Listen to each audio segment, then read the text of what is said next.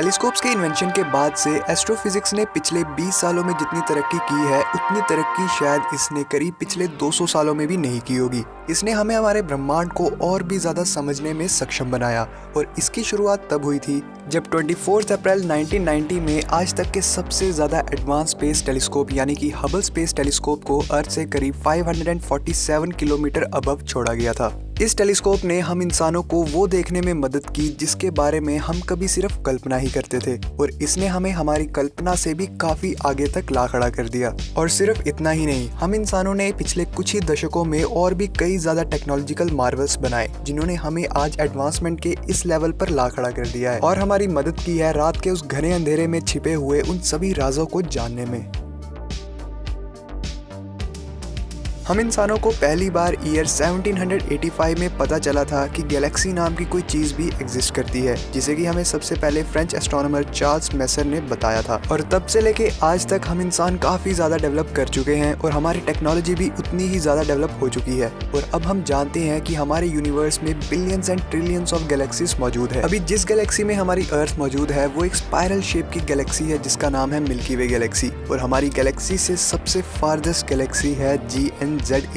जिसे कि ईयर 2016 में हबल स्पेस टेलीस्कोप के द्वारा ढूंढा गया था। ये गैलेक्सी हमारी गैलेक्सी से इतनी ज्यादा दूर है कि इसका आज तक का सबसे ज्यादा हाईएस्ट रेडशिफ्ट नोट किया गया था। रेडशिफ्ट को आप इस तरीके से समझ सकते हो कि जो चीज यूनिवर्स में जितनी ज्यादा दूर होती है उसका कलर भी उतना ज्यादा रेड होता जाता है, जो कि उसकी वेवलेंथ की वजह से होता है। अगर हम इस गैलेक्सी GNZ11 के साइज को अपनी मिल्की वे गैलेक्सी के साइज के साथ कंपेयर करें तो ये हमारी गैलेक्सी के साइज के 1/25 के बराबर है। प्रेजेंटली ये मौजूद है कॉन्स्टलेशन ऑफ उर्सा मेजर में और ये गैलेक्सी हमारी गैलेक्सी से करीब 13.4 बिलियन लाइट ईयर्स की दूरी पर मौजूद है। और इतने ज्यादा डिस्टेंस को हिसाब में रखते हुए साइंटिस्टों ने ये अंदाजा लगाया है कि ये गैलेक्सी हमारे बिग बैंग के होने के सिर्फ 440 मिलियन सालों के अंदर अंदर ही बनी है। लेकिन जब हम इंसानों को लगा कि हम इंसानों को अंत मिल चुका है तब ये यूनिवर्स हमारे लिए और भी बहुत कुछ नया तैयार कर देता है। इसीलिए हमें इससे भी ज्यादा दूर गैलेक्सी मिल चुकी है जो कि है HD1,